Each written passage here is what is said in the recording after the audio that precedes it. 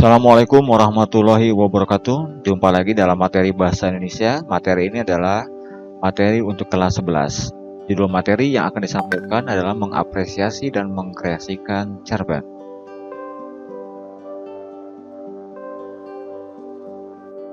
Apa itu cerpen? Cerpen merupakan suatu prosa naratif fiktif yang menceritakan suatu atau peristiwa yang dialami oleh tokoh utamanya. Cerpen dituliskan dalam bentuk atau wujud yang strukturnya berbentuk pendek, dan umumnya cerpen itu habis dibaca sekitar 10 menit sampai dengan setengah jam. Jumlah kata-katanya itu sekitar antara 500 sampai 5000 kata, dan kemudian juga latar belakang terbatas, mencakup satu atau dua tempat dan waktu beberapa saat saja. Nah, perlu kita ketahui bahwa cerpen dianggap lebih sederhana karena alur atau jalan cerita yang disajikannya tidak harus lengkap seperti yang terdapat dalam semua novel atau roman. Cerita-cerita pendek mengandalkan teknik-teknik sastra seperti tokoh, plot, tema, bahasa, dan latar secara lebih padat namun luas dengan ceritanya dalam berbagai jenis. Nah, itu dia ya sekilas mengenai cerpen. Hakikat dari cerpen adalah kesederhanaan dan keterbatasan. Oleh karena itu, karena bentuknya yang singkat, alur dalam cerpen lebih hanya penanyakan, puncak, dan penyelesaian. Kesederhanaan cerpen tidak hanya dinyatakan dalam strukturnya, tapi juga terdapat pada tema, penokohan, dan latar. Nah, perlu kita ketahui bahwasanya isi cerpen itu berisi penyajian kisah yang singkat atau pendek dan umumnya mengenai kehidupan sehari-hari. Pengarang dapat saja mengungkapkan berbagai kisah kehidupan dalam cerita pendek. Contohnya, ya ini misalnya tentang kegelisahan terhadap lingkungan sekitar, bagaimana tentang kondisi masyarakat di sekelilingnya, maupun peristiwa dalam masyarakat tempat hidupnya. Oke, di sini ada berbagai macam contoh, ya misalkan dalam cerpen Perbuatan Sadis karya Hamzat Rangkuti, ya berisi tentang penjamretan kalung seorang wanita dan seterusnya. Nah, di sini terdapat 3 karakter utama yang menjadi ciri khas sebuah cerpen. Di antaranya adalah struktur atau alur sederhana, seperti penanyakan, konflik, ataupun adanya perleraian. Kemudian yang kedua, tema dan latar berfokus pada masalah atau wilayah yang terbatas. Dan di sini dalam cerpen hanya melibatkan 1 sampai dengan 3 orang tokoh. Anak-anakku sekalian, bagaimana nilai-nilai kehidupan dalam cerpen?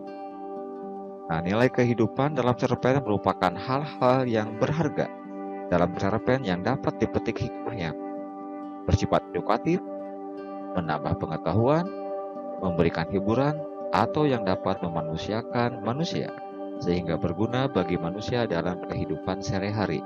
Nah, berikut ini adalah beberapa nilai dalam cerpen. Seperti yang pertama, adanya nilai sosial. Nilai sosial berkaitan dengan tata laku hubungan antara sesama manusia. Kemudian, nilai budaya.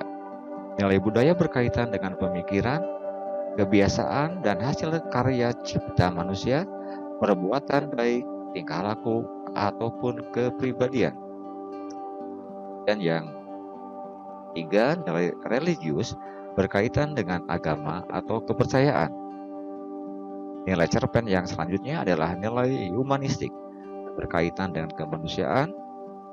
Kemudian selanjutnya adalah nilai estetika, di mana nilai estetika adalah nilai yang ada kaitannya dengan keindahan atau ketepatan pelukisan dan kesesuaian antara bentuk dan isi. Nilai berikutnya adalah nilai edukatif atau nilai pendidikan, yaitu nilai yang berkaitan dengan pendidikan. Nilai kehidupan dalam cerpen berikutnya adalah nilai psikologi, di mana nilai psikologi berkaitan dengan kejiwaan atau watak seseorang.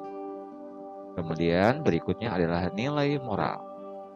Nilai moral berkaitan dengan perbuatan baik dan buruk yang menjadi dasar kehidupan manusia dan masyarakat dalam perilaku sehari-hari.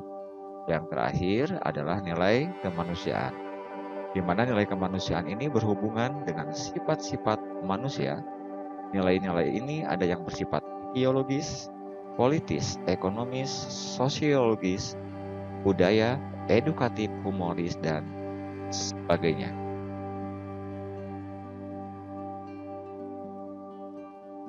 Sedangkan unsur-unsur yang terdapat dalam membangun cerpen ada dua. Yang pertama ada unsur intrinsik dan unsur ekstrinsik. Nilai-nilai dalam kehidupan cerpen dapat diperoleh dengan membaca cerpen secara menyeluruh dan memahami maknanya. Untuk memahami makna cerpen, ya, dapat melalui unsur intrinsik dan unsur intrinsiknya. Apa itu yang dimaksud dengan unsur intrinsik? Unsur intrinsik adalah merupakan unsur yang membangun cerpen dari dalam meliputi hal-hal berikut ini. Yang pertama itu ada tema. Oke, seperti kita ketahui, tema merupakan ide, pokok pikiran atau persoalan dalam pokok cerita. Kemudian adanya tokoh. Tokoh merupakan orang atau pelaku cerita. Tokoh memiliki watak atau karakter yang menunjukkan sifat dan sikap yang menggambarkan kualitas pribadinya. Kemudian yang ketiga adalah latar. Latar dalam cerpen menunjuk pada pengertian tempat, hubungan waktu, dan lingkungan sosial tempat terjadinya peristiwa yang diceritakan. Contoh, misalkan kota sepi. Hanya aku dan seorang wanita muda yang menunggu datangnya kendaraan umum di halte bis. Kemudian yang keempat dalam unsur intrinsik ini adalah alur. Alur merupakan urutan peristiwa yang berdasarkan hukum sebab akibat. Seorang pengarang dapat saja menggunakan alur maju maupun alur mundur. 5 tahapan dalam alur yaitu perkenalan, penanyakan, klimak, puncak klimak, anti klimak, atau penyelesaian. Unsur intrinsik yang kelima adalah sudut pandang. Sudut pandang merupakan visi pengarang dalam memandang suatu peristiwa dalam cerita. Maksudnya adalah pengarang tidak hanya menjadi tokoh utama, tapi juga sebagai tokoh yang menggambarkan tokoh-tokoh lain di dalam ceritanya. Kemudian, unsur intrinsik yang keenam adalah amanat. Amanat merupakan pesan yang ingin disampaikan oleh pengarang kepada para pembaca, berupa pemecahan masalah atau jalan keluar terhadap persoalan yang ada di dalam cerita. Kemudian, yang ketujuh adalah gaya bahasa. Gaya bahasa merupakan cara khas penyusunan dan penyampaian dalam bentuk tulisan dan lisan. Meliputi penggunaan kalimat diksi atau pilihan kata, majas, dan penghematan kata. Anak-anakku sekalian, berikutnya, cara membangun cerpen adalah dengan unsur ekstrinsik. Ya, unsur ekstrinsik. Apa itu unsur ekstrinsik? Unsur ekstrinsik merupakan unsur-unsur yang berada di luar cerpen, tetapi secara tidak langsung mempengaruhi bangun cerita di dalamnya. Unsur ekstrinsik diantaranya adalah sebagai berikut. 1. Keadaan subjektivitas pengarang yang memiliki sikap, keyakinan, dan pandangan hidup. Kedua, psikologis pengarang yang mencakup proses kreativitasnya, psikologi pembaca, dan panorama prinsip-prinsip fisiologi dalam sastra. Unsur ekstrinsik yang ketiga adalah keadaan lingkungan pengarang, seperti keadaan ekonomi, keadaan politik, dan strata sosial. Dan yang terakhir, yang keempat, yang mempengaruhi cerpen adalah pandangan hidup suatu bangsa dan berbagai karya seni yang lainnya.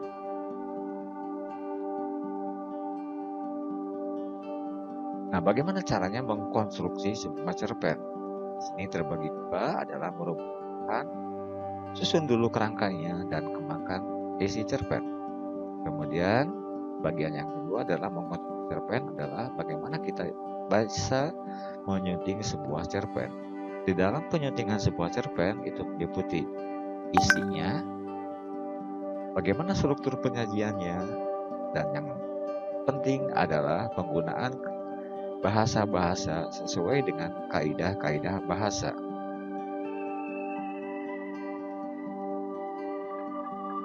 Penulisan cerpen sebaiknya berdasarkan pengalaman, karena pengalaman-pengalaman itu sesuai dengan gaya dan selera Anda.